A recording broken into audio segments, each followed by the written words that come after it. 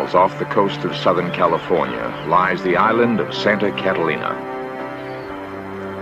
A unique team of psychics and scientists has gathered here. Aided by the world's most advanced deep ocean technology, they will attempt history's first experiment in undersea psychic archaeology.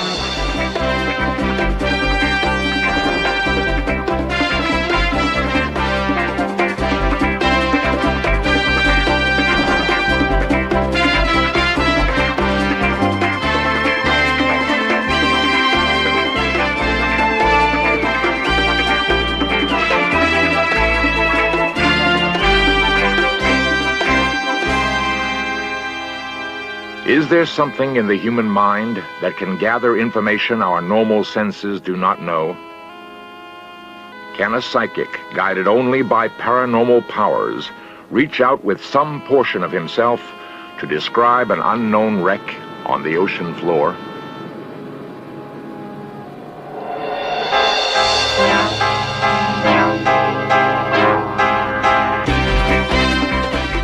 This series presents information based in part on theory and conjecture.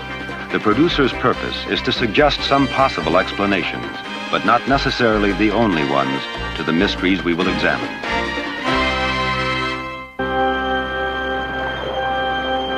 Three-quarters of the globe is covered by vast oceans.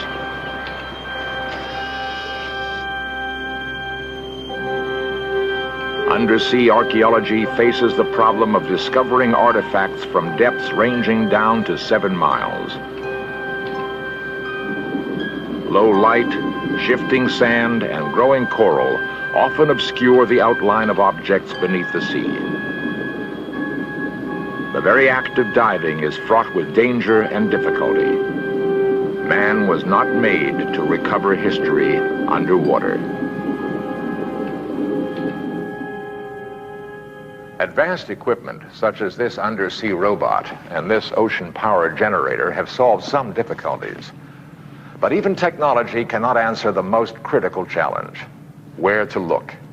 Where to find the objects which unlock the closed chapters of our past. Perhaps the answer lies not with machines, but within ourselves. Can some strange and as yet unexplained psychic ability help us to see that which is concealed from ordinary vision? In prehistoric times, Santa Catalina was once part of Southern California. Free from pollution, the island is an ideal location for oceanographers. It is the home of the Institute for Marine and Coastal Studies, an internationally renowned center for the scientific study of the seas. It was here that an unusual team of psychics and scientists, known as the Mobius Group, came to demonstrate a never-before-tested psychic ability.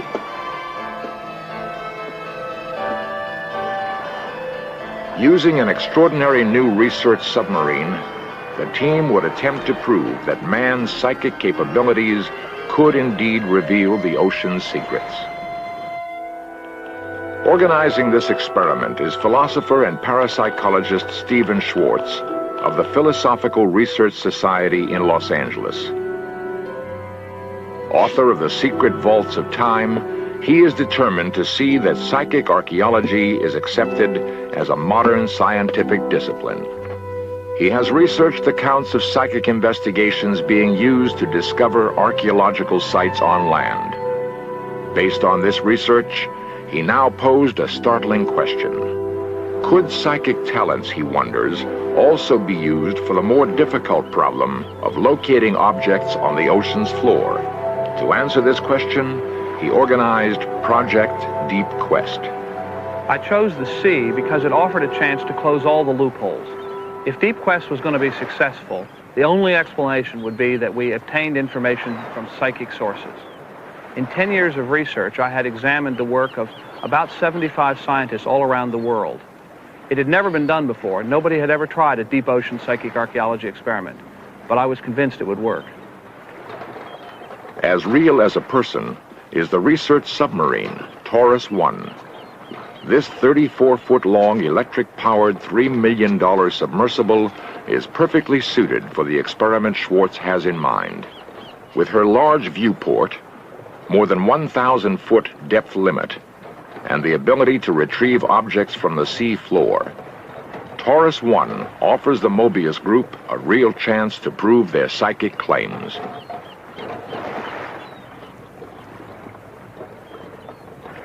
For months, Taurus 1 has dived off Catalina, carrying out a wide range of marine biological and geophysical undersea experiments. Now she will face a task of a different order: to prove that the psychic predictions about an undersea site are true. Al Whitcomb, Taurus 1's pilot, will play an important role if Deep Quest is to succeed.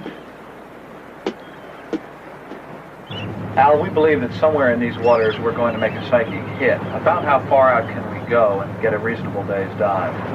Well, our first limitation would be the diving depth capability of the submersible, which is 300 meters or 1,000 feet.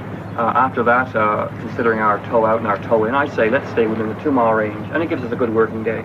So it's somewhere over in here would be ideal if we go out that far. This appeared at first hand to many of our boys as just one of those mad ventures. I did persuade the boys that, you know, it could be it was a viable thing. It was could be fun, and we were going to give these guys all the encouragement we could. For all his enthusiasm, Whitcomb knows from past dives that the odds are against success. We'd spent about 20 diving days in the area. We'd covered a lot of ground. We hadn't seen anything other than just a few scraps on the bottom. It was flat, and just a few rocks, a few bits of seaweed, and certainly a multitude of fish, but otherwise nothing.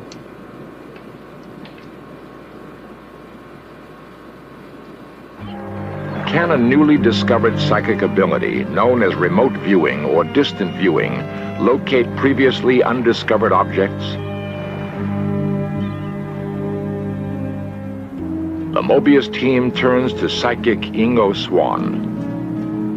Like all psychics selected by Schwartz, New York-based Swann would not describe himself primarily as a psychic. Swann's description would be a painter. He is an artist whose works hang in the Smithsonian Institution. His psychic powers, though, have penetrated 30 feet of concrete and special shielding to stop the functioning of electronic apparatus. He has also accurately described conditions on Mars, Mercury, and Jupiter, which were later proven correct by NASA's space probes. An artist he may be, but it was as a psychic that he undertook Deep Quest's assignment. Well, it takes a lot of guts to accept a challenge like this. Now, Deep Quest, of course, was an ideal type of experiment along these lines where the psychics involved could sort of get into it at a creative level and discover things very distant from themselves, and then go find out if they were really there. The task Schwartz assigns the psychics: use your powers to locate an archaeological site of your choosing in the waters off Catalina. Identify specific objects within the site, draw pictures of what the objects look like, explain their history. This isn't an easy thing to do. At first, you have to work up to it, you know, and sort of separate yourself from the physical environment and become, as it is, psychic for that particular task, and then do it. Swann has never been to Catalina, is not an expert on nautical history, and has been given no other guidance but the chart and the questions. Using only his psychic insight, he develops a list of items he believes are on the ocean floor. I like that shape. Okay. Hella Hammmid is the other psychic involved. She and Swann are regarded by many as the most successfully tested psychics in the United States. I think that's about right. Like Swann, she has no familiarity with Catalina or marine archaeology. People think of a psychic as somebody who's wearing a turban and has a crystal ball. I don't think of myself as a psychic. I'm a photographer, and I've been very interested in psychic functioning, and I guess I've spent a lot of time trying to learn how to be more receptive and more attuned to that other world that exists. To me, psychic is just to really be aware, not things with trappings. So I would rather call it being very, very aware. I just sort of look at the map, not as much with my eyes as sort of get the feeling of it. And I tend to feel a heaviness in certain areas. I can't describe it any other way. It just sort of gets heavy. And that's where I mark the map.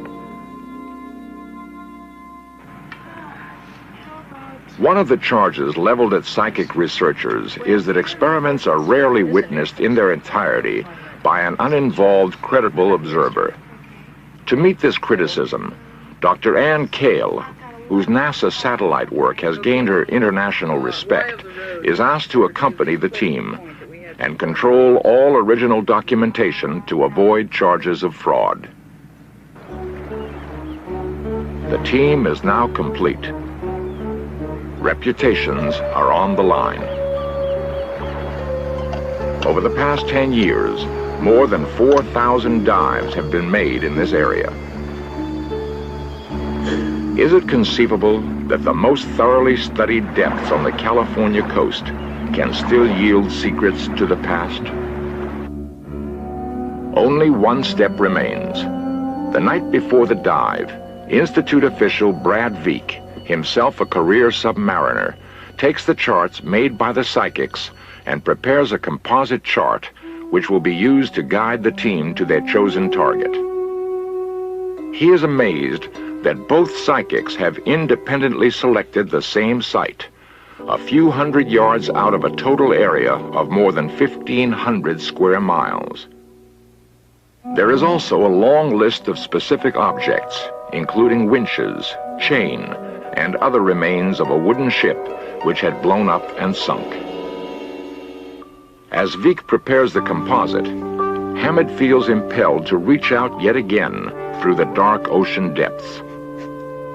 Driven by an impulse she herself does not understand, there emerges in her mind a clear vision of several artifacts, including an enigmatic block.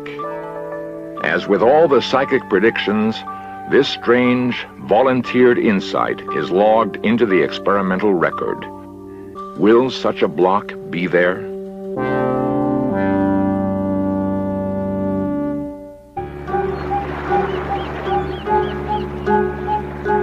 "8 a.m., the morning of the dive. Surface control, this is Taurus. Surface go. Roger, all systems checked. Hull is secured. I'd like permission to open vents and dive at this time. Taurus, surface, Roger, clear to open vents. Have a good dive. Taurus, Roger, and thank you.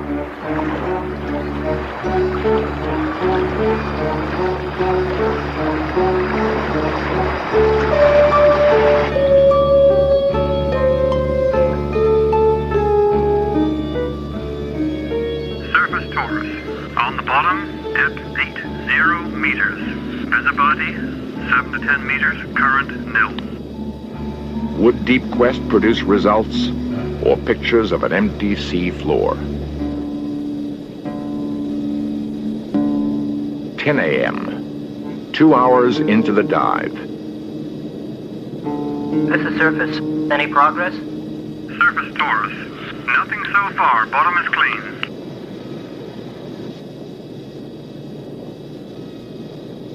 Surface Taurus. We're having trouble locating our position relative to the target. There just isn't any landmarks down here. 11 a.m., 3 hours into the dive.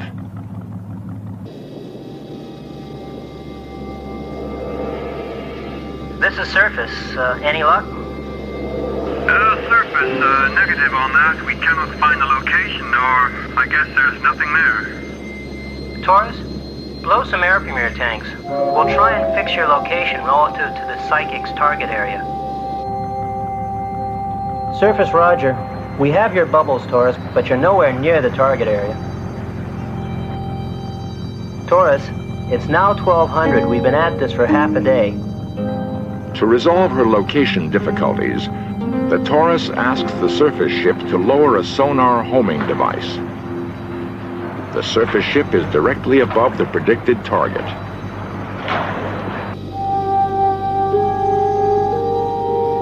The team knows this is their last chance. They have perhaps another hour to produce a hit, or Deep Quest will fail. Ingo Swann feels he is receiving psychic impressions, and he advises submarine pilot Al Whitcomb. Ingo pointed in a direction and said, "Go there, go there." So I just turned the submersible and drove it along his finger. He pointed to a shadow on the bottom, and he said, "That's it, that's it." So I said, "Well, okay," and I extended my articulated manipulator, dug it into the bottom, and pulled out the first artifact.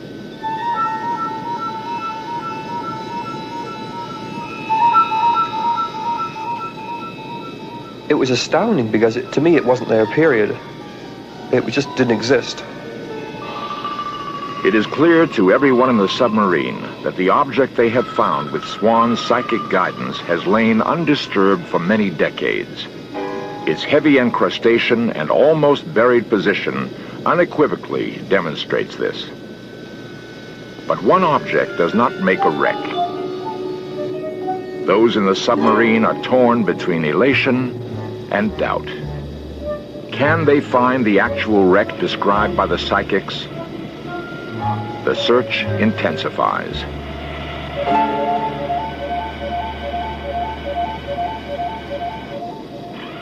That was that contact. Hey, we've got something. God, it's part of a ship. Hey, we found an artifact! We found it! No, don't do that. It's a winch hook. You see the drum? Yeah, that's the drum. Roger, we have our first positive contact, a piece of machinery in front of us. And, It gave us the immediate feeling that we're there right on site.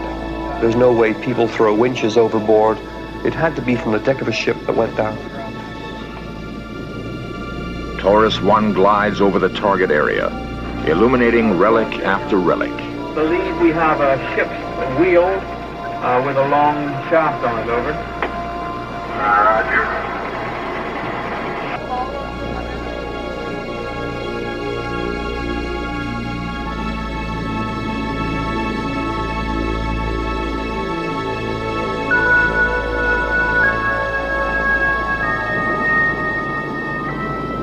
Still, the team wants more. And go on and investigate other targets, over. Roger, you're good. Get back to that, eh? They decide to make one last pass.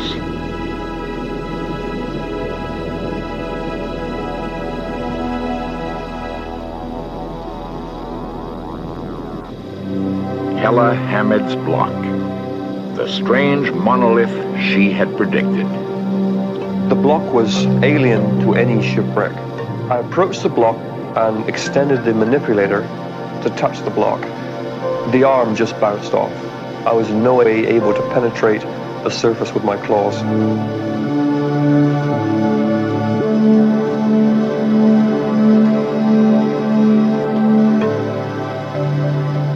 Such a unique psychic prediction coming true stuns Schwartz. I'm not sure we'll ever know exactly what it was. The fact is that woman, who was in every way a perfectly normal person, somehow reached out with her mind and accurately saw and was able to draw something that should not have been there. Here was clear confirmation of the psychic's description of a sunken ship. Here were the chains, pipes, and debris, and Hammid's block. With nothing more than the psychic predictions on charts and Ingo Swann's on-site guidance for fine-tuning, Deep Quest has made history.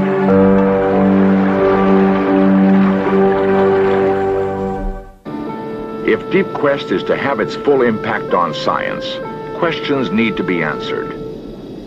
Is the site a known wreck? Could the psychics have read about it in a book?